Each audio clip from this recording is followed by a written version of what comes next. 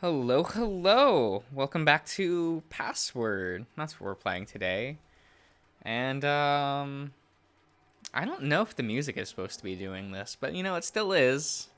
I guess it is still a frantic situation that Dave has found himself in, so we'll just get right into it, right? I woke up in my bed, and in a daze I rolled out and onto the floor. My head was splitting, and I struggled to stand. It took me a few moments to get my bearings, and the moment it sank in where I was, my eyes darted around the room in a panic. Ty? Running to the door, I went to yank it open, finding it locked. Baring my teeth, I struggled more with the handle until I felt it better to start banging on the wooden door with my fists. Hey, let me out!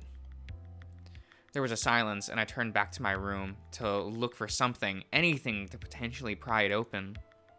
Before I could get to looking, however, I spun around when I heard the door behind me open. Hello? I sized up Sal, wondering why the door had been locked in the first place, but decided it could wait. Tyson was still unaccounted for. But when I made to march out the room, Sal placed a hand on my shoulder and held me firmly in place. You should, slow down. Fuck off, Sal. Tyson's still... He might be... As I sighed out, Sal removed his hand. I could have left, but the wind had been knocked out of my sails the more I thought about what had happened. Why was the door locked? Mr. Oswin felt, it was appropriate to detain you for your safety. After you got back to the house. What? He can't do that. Well, he did. And with how you how you left suddenly, we were kind of worried. But Orlando and Haas. Both were unsure of what to think of you coming back without Tyson, but Haas felt a little betrayed, if glad you were back. But Oswin was the one that carried you to your room and tucked you in. I figured I'd just wait until you woke up. He woke me up last night asking if Benson had come back yet. Apparently he was out there with us and hadn't come back. Guessing he's back now though, right? I haven't seen him. No. Shaking my head, I made for the door, Sal this time letting me walk around to him. Dave. With my hand on the door, I stopped, hearing the tone Sal used when he wanted to ask something as opposed to one to imply I was doing something wrong. You're not going to do anything reckless, are you? I didn't bother looking back, heading downstairs towards the backyard. My clothes clung to me, and I felt gross from the day before. But I didn't care. I wanted to know what happened to Tyson.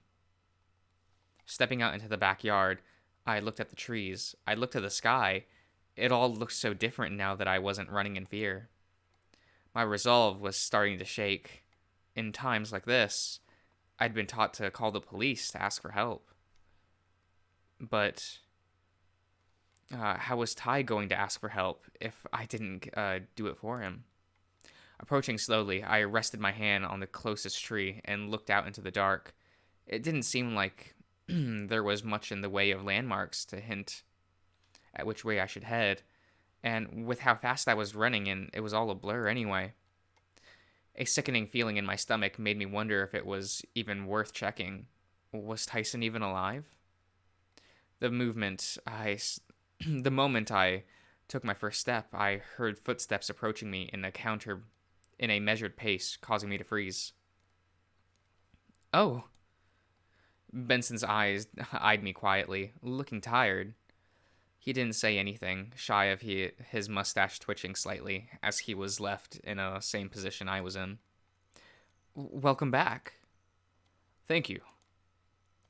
There was a question I wanted to ask, but I was afraid of the answer. Thankfully, he seemed to know where my mind was at. Alas, I have no news to give you, good nor bad. What's that supposed to mean? It means that the two of you aren't all that difficult to track, and while I found where the two of you had your altercation, I could hide no hair. hide nor, well, no Tyson. That means he's safe? It means he's still unaccounted for, rather than dead. But that means. As I made the turn to the forest, Benson reached out and grabbed my shoulder suddenly. Wait. We're heading out now would only be a fool's errand. You do not know how to navigate the forest, and no doubt the others would rather you stay found than missing. We can't just do nothing. The next move, whether you like it or not, is to take stock of where we're at and make sure everyone is on the same page. Now that I'm back, it's the best time to do so. But Tyson. Benson frowned and sighed out before pulling me off from the forest into the yard proper. Tell me, why are you here and Tyson isn't? He stopped the rabbit from. A rabbit, not a hare? There's a difference? I suppose right now it doesn't matter. Something to bring up when we have our chat, no doubt. Then, and only then, we can look into staging some sort of inquiry into Tyson. You mean save Tyson? I'll not mince words, Dave. There may not be a chance for that, but I'll argue that if it should be possible, that it should be a priority. But first, you need some water and maybe something to eat. You've been out for long enough to miss breakfast. Okay, but when we're done, then you're free to do whatever you wish. He guided me back inside, but by the shoulder, easing off once we were back indoors. Ah, Master Oswin, I've returned. I can see that, and any longer I might have been worried. Sir, now is hardly the time, and supposedly out of character for you.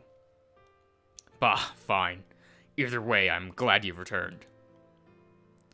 As Oswin turned to me, he quirked a brow with how I was frowning at him. Yes, Dave? You locked me up. As I see Sal let you out. Locked up? What's this? Oswin locked me up in my room. Mind explaining, Oswin? Given how readily he was to leave, and how he showed up without Tyson, I did what I thought was appropriate to ensure his safety. If you had more time, I'd make it clear in no uncertain terms how inappropriate that was. But alas, we'd better round up the others. I saw Haas moping around the place already, so I'll go round them up if you wish to get things started. Really? That's it? Were you expecting retribution? An apology, maybe. Perhaps you'll get one if I start feeling sorry. Or if you'd rather enact physical violence. With my jaw clenched, I threw my punch without any further invitation, only to have it displaced by Benson quickly intervening.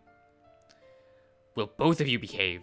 It's bad enough that we have what's already transpired without you two at each other's at each other's necks. Whatever. With a huff, Oswin turned away, looking about the foyer. Well then, I suppose there's nothing left to it, is there? I'll gather the others and we'll converse in the dining room. And with that, he left the two of us behind. Benson led the way into the dining room, and the two of us waited. My eyes kept looking out of the window to the trees and whatever lay beyond, in hopes Tyson was there. Tyson was okay, yeah. As far as I know, he was at least someone that could potentially still be saved, and it confused me why no one else seemed to want to mount a rescue mission right away. It was the right thing to do, wasn't it? He was worth saving, right? Benson placed a hand on my shoulder, and I turned to him, pulling my attention away from the window. Soon, Dave. Soon. You're more likely to rally those to your cause if your potential allies are aware of the situation. Okay. Everyone here? Good. I look around and saw that Oz had... Oh, Oz? We haven't called him Oz in quite some time. That's weird. And Oswin's also in this text. What? Okay. Had rounded up. Who had two? What? Bleh. Resting back against the wall next to the window, Orlando was fidgeting, nervous about something, and Oswin sighed out, rubbing his eyes. A bit of a tight spot we find ourselves in, isn't it? That's putting it real lightly. People have died. We're trapped on this mountain, and plus, whatever happened yesterday. Speaking of, I believe it'd be best for Dave to tell us what exactly happened. He gave me a knowing look, and I hung my head.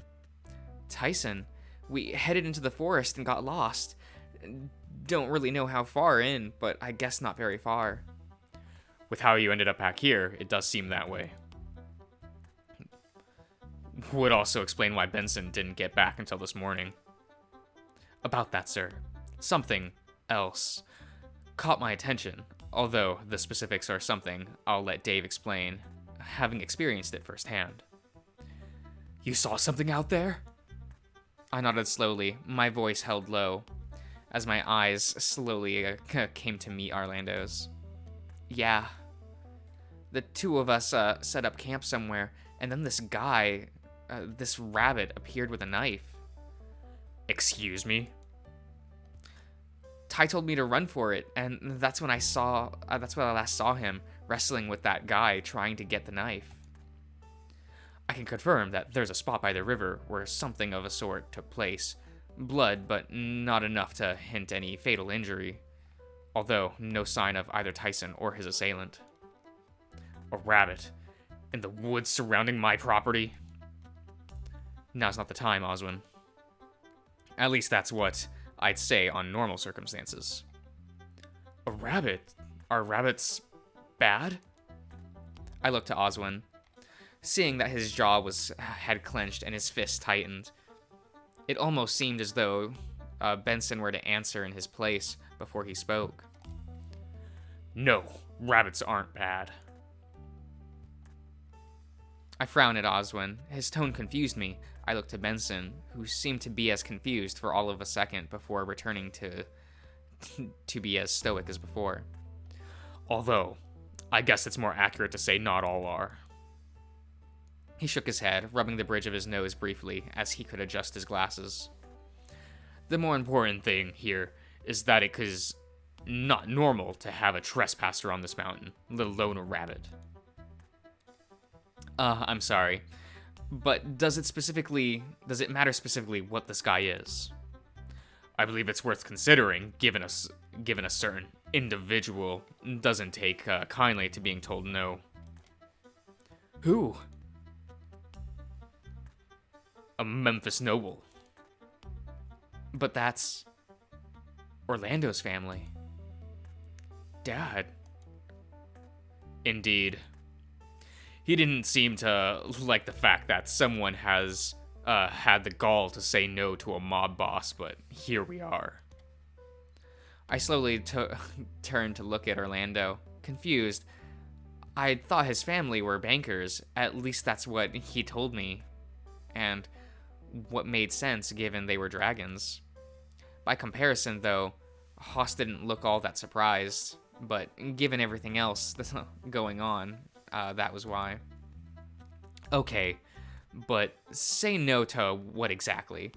What could be worth having some guy in the woods with a knife? It's the vault, isn't it? What makes you say that? Did you hear anything? Did he hear anything to you? Did he say anything to you? Okay. No, but I know my dad. I know what he's like. We saw what that thing could do through Dave, right? If you had any idea that the vault could do what Dave says it could do. A mobster with a machine that could tell you how those around you could die seems, I don't know, dangerous. Yeah, something like that. As it turns out, Memphis believed that it was quite simply a time machine. A thing that could let him do things over if he if he so wanted. Not that he particularly wanted to hear an explanation as to why he was wrong, mind you, just how it would cost him. But you never gave him a price. Correct. I told him it wasn't for sale, and he couldn't work it with me dead, so just shooting me was off the table. Not that Benson would have allowed anything to happen to me anyway. So the rabbit would likely be because he shook down someone or otherwise found out that they don't sit right with me. And also, someone sent to potentially deal with Benson in an attempt to just take the vault for him. So great. We have someone that's working for Orlando's dad, and he's out to steal something you didn't want to give him, and this guy tried to kill Dave and Tyson over it. Wait, could he be the one that caused the explosion? All things considered, it wouldn't surprise me if he did. Him, or an associate. I doubt that Memphis would be dumb enough to send only one in to try and take what he feels entitled to. Looking over to Sal, he decided to keep himself quiet and small, off to the side somewhere, fiddling with his hands.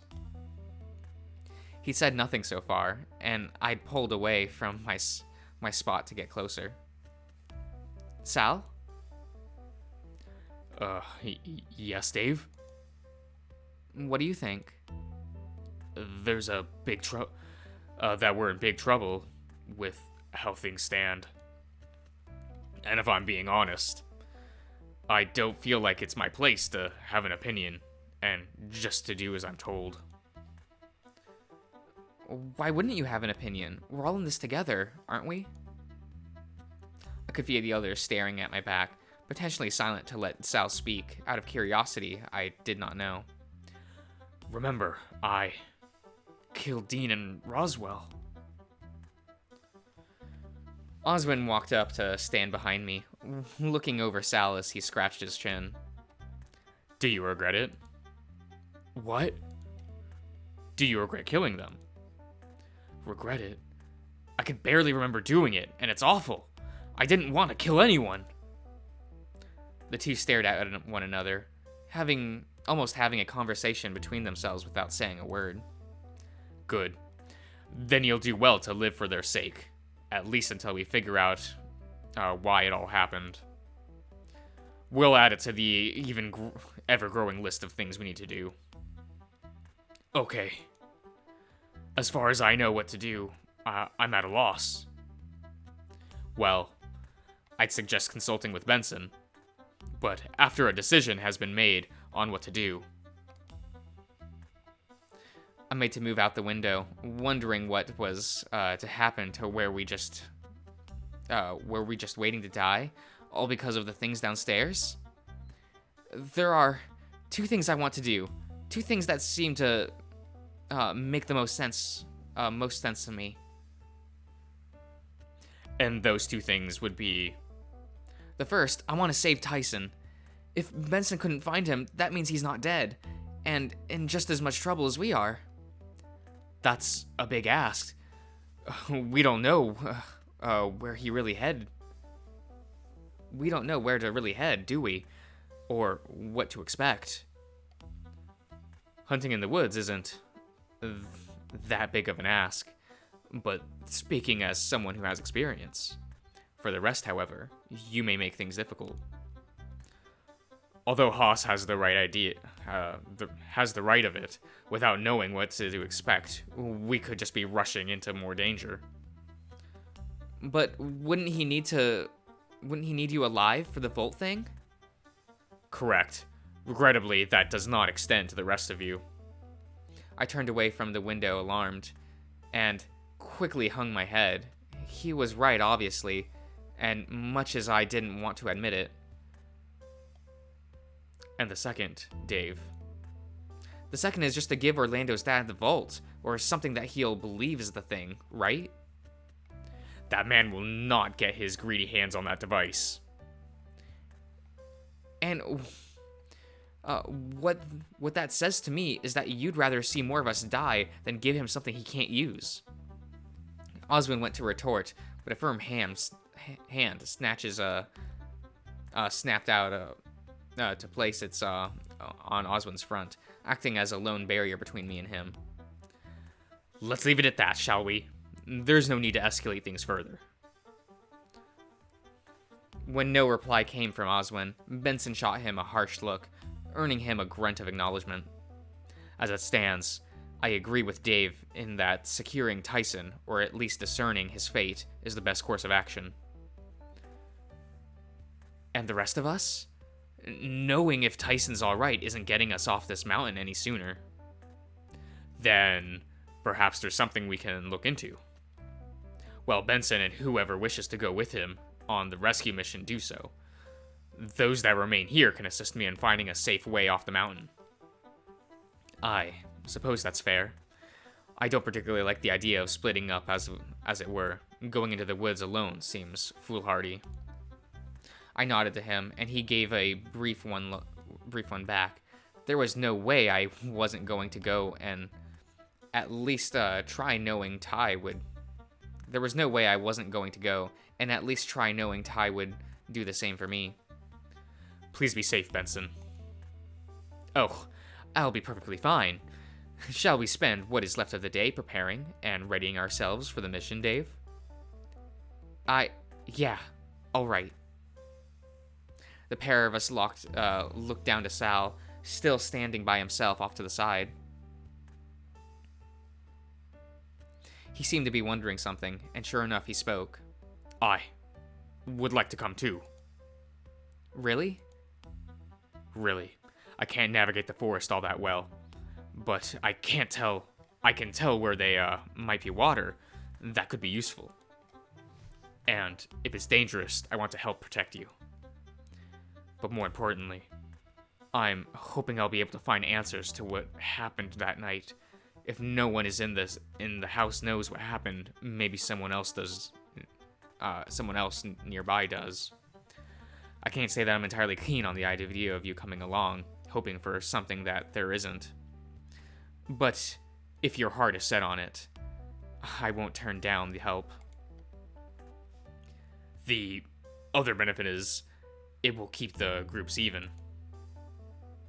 Yes, I suppose all things considered, splitting the group in half like this would suit just fine. Cool. So, I guess we go get ready, huh?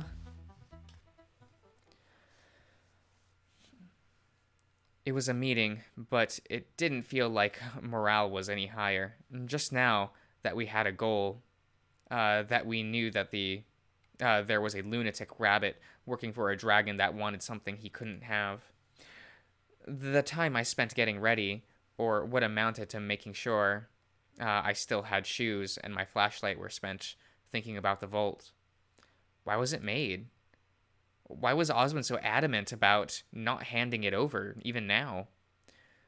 Who was marked for death? And did it ever matter anymore? Does it even matter anymore? I must have spent hours wondering these questions, the root of everything that had gone wrong so far. It had worked once, but couldn't stop a tragedy befalling us, so by my count, it was just broken. My mind wandered, trying to make sense of it all. The who and the why still escaped me. This vacation. This was a vacation, but now friends are dead. Each step I took, I was thinking about it, felt automatic. The names of each of my friends repeating on repeat in my head until I came to stand before one person who might have answers right now. Oswin? He looked up from a book he was looking through. Barely any light in the library compared to when we first spoke. Back then, there were candles, but now it was just relying on his eyes adjusting to the light, along with my flashlight directed at the ground. Dave. Breathing in deeply, I gripped my flashlight tight and looked Oswin in the eyes. Why did you make it? He stared back, slipping the book back on the shelf and placing his hands neatly in his pockets. Why did you make the vault? Why can I use it? Why was someone marked for death? Why, Oswin? Why? He still said nothing, Watching me carefully, he gestured for me to sit and took his spot across the table from me, much like he did the first time. As I sat down, he lit the candles and I turned off my flashlight, only for us to continue looking at one another. What do you want to know? We're in danger because of it. Everything that's happened so far is because of it, but I don't really know why it is even here. Again, I felt like we were just going to stare at one another until he replied, voice level, if quiet. That is fair enough. I will tell you, but I'll inform you up front that the answers you're looking for may not be all that helpful. I want to know anyway. Then simply, the vault was made by the three of us. Reginald, myself, and, well... Your sister? That's right. While it was spearheaded by my older brother and sister, I, no doubt, was brought on for more of an intricate understanding of things, or perhaps it was just my willingness to help them in any way I could, led to me being part of its creation. That's the who, not the why. My siblings wished to be good, Dave. Of that I have no doubt. But when Reginald died, there was less enthusiasm towards the project. Maybe it was something we could bond over. It's hard to say. Work on it stopped short of it being completed. But we know it works when it wants to. Otherwise, it wouldn't have shown me things. I scratched my head, growing frustrated. I wasn't expecting another story, but here I was, and getting information I didn't ask for. It does. I finished it myself. Something to remember my older brother by, and my older sister when she moved on to greener pastures. But not for a few years after the trial. When those kids died? Yes. His gaze dipped away briefly, returning back to mine, stony and cold. Something happened I don't know, 5 or so years ago. The despair of loss, of losing almost 100 children to my mistake, shook me to my core. But after the years passed following, I amassed the vault. I assumed the vault could help prevent more than one tragedy. And the event was... I can't give you the details, not yet. But in broad strokes, I could tell you that my interest is getting the vault to work was to save 2 specific people. People who, for the time being, need to remain anonymous. Why? Of all times, why keep them a secret? Why now? I made a promise that I would keep I made promises that I want to keep with my life. Promises that involve their identities remaining a secret until the month is up. My eyes widened, returning to my chair. So you know who's marked for death after all? I do. If you've been attentive enough, you should have an idea of as well. Come on, Dave. All things considered, you should rightly know without me needing to say it. The sound I made was somewhere in the realm of a rattled breath, having an idea, but I was scared of the implication. And the other person. If one of the people is the one you say is marked for death, why is there a second? Because I made a mistake, simple as that. A mistake that I tend on fixing, if not in this lifetime, maybe another. I thought you said you didn't really believe in all that stuff. Oswin rose from his chair, sighing out. I didn't. Well, I can't argue with evidence, but I can't explain how you divine the fates of your friends or Benson without it. I rose too, planting my hands on the table for support. Well, it didn't help me stop Sal a few days ago. It didn't stop that rabbit from attacking me or Tyson. Don't misunderstand. The vote wasn't a mistake, but a mistake was made all the same. And before you ask, no, I'm not going to tell you what that mistake was, as it doesn't have any bearing on keeping those alive still alive. So what's it then? Indeed. I trust you've I trust you've prepared yourself for your outing with Benson. You have a friend to save. Yeah. I'm as ready to go as I'll ever be. Is that so? Then, perhaps you'll allow me to show something that may come in handy. You never know, after all. He placed something down on the table, on the desk, and slid it close to me, and I reached down to pick it up. A hunting knife, wide and sharp, glinting in what little light was given to us by the candles. Just in case. I don't want it to come to that. You might not have a choice, Dave. Now, come on. There's nothing left for either of us here, and it'd be best for you to get something in you as far as food. I wasn't hungry, but at least I had a few more answers. The knife was heavy in my hand, and while I assumed it was meant to make me safer, I felt the opposite. Maybe it was because now having a weapon just made the danger real, or that I was deciding to actually do something dangerous. It was giving me second thoughts, but I also didn't feel like I had a choice. Before long, we were down in the foyer, and for some reason, my eyes went to the back door. Each step I took felt heavy until my hand was on the door, looking out at the woods and the darkness beyond. My heart beat heavy in my chest, skipping a beat when I saw Tyson, hoping it was Tyson. Tyson? Rushing over, I got closer to the trees, stopping shy of where I was when I ran into Benson. Are you there? I gripped the knife that Oswin gave me, loosened as I craned my neck for a better look.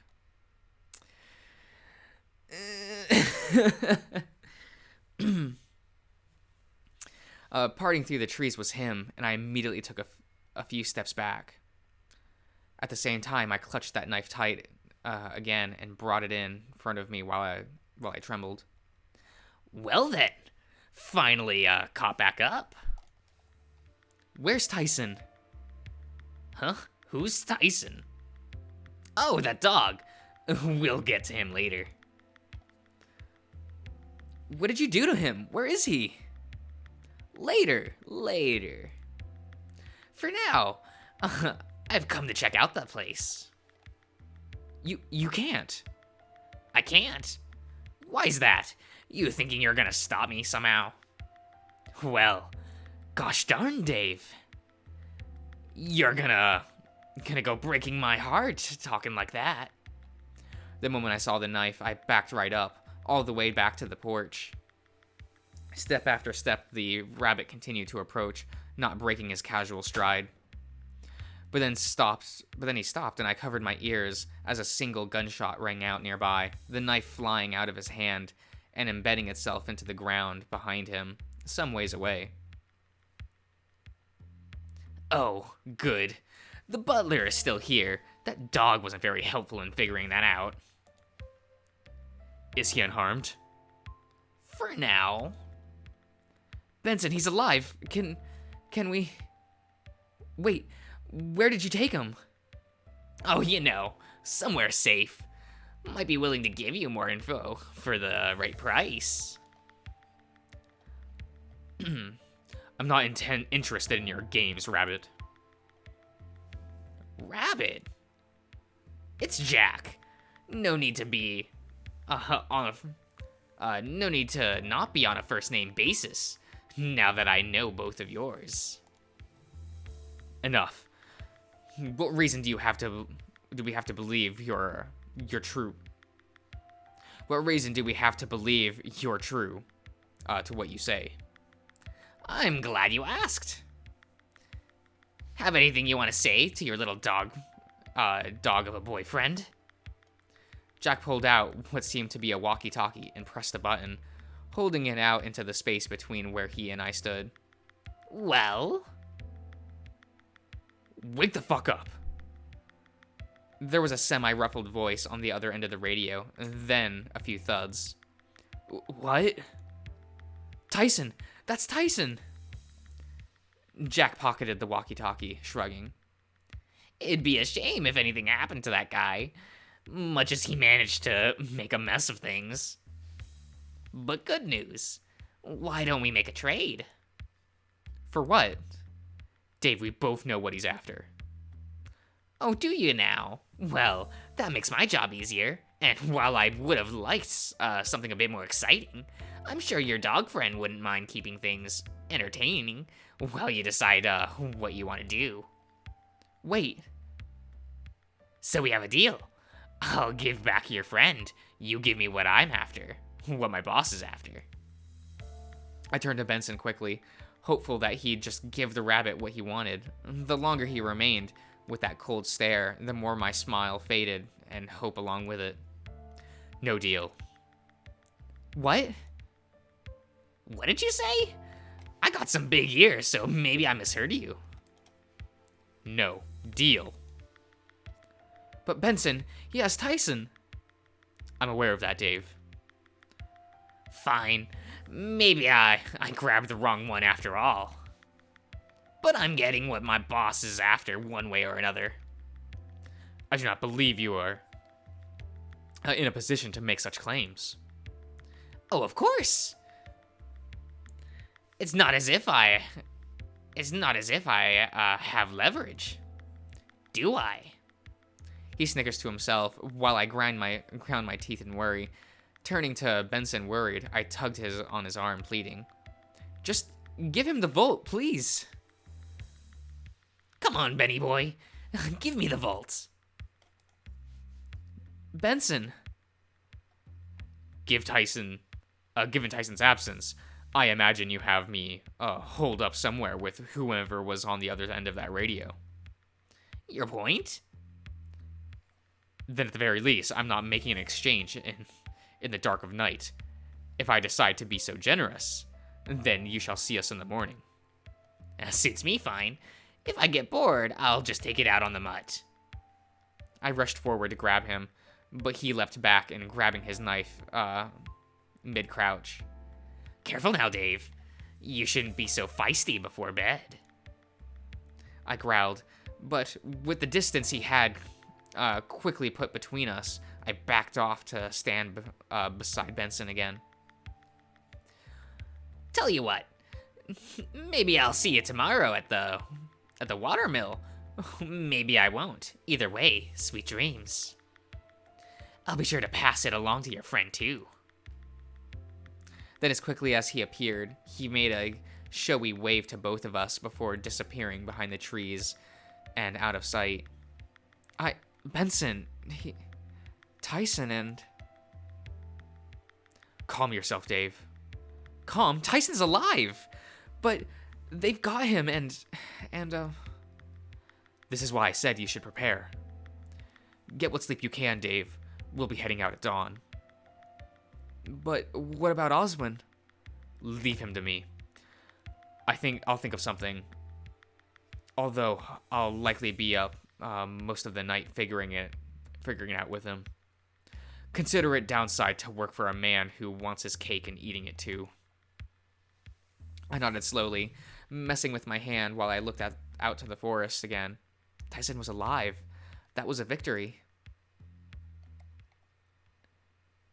But worrying had killed my appetite. Benson said he'd tell the others what had happened, and I headed to my room. A hot shower later, and I felt more relaxed, but no less worried. Come on, pick up, please. I shook my phone. Even with the reception out, I wanted to try. But all I kept getting was the voiceover that said no connection could be established. Pulling the phone away, I looked about the room Tyson had been staying in. His scent was everywhere, and it funnily reminded me of home. Without him around, it felt strange. When Dad died, it made me uncomfortable in a way that I couldn't place, not out of sadness or loneliness, although both had their part. Maybe it was potentially because I knew Tyson was alive. I'd been in Dean's room and Roswell's already, but with them definitely gone, maybe it was easier to just be angry at at them being gone. I'd been angry at Sal already, but now I could be angry at Jack. I could be angry at this vacation, at the bus that brought us here, and everything that had gone wrong. So I returned to my room to sleep. Not that I slept well, but I did so with my flashlight in hand, resolved that I wouldn't lose anyone else I loved, not if I could help it.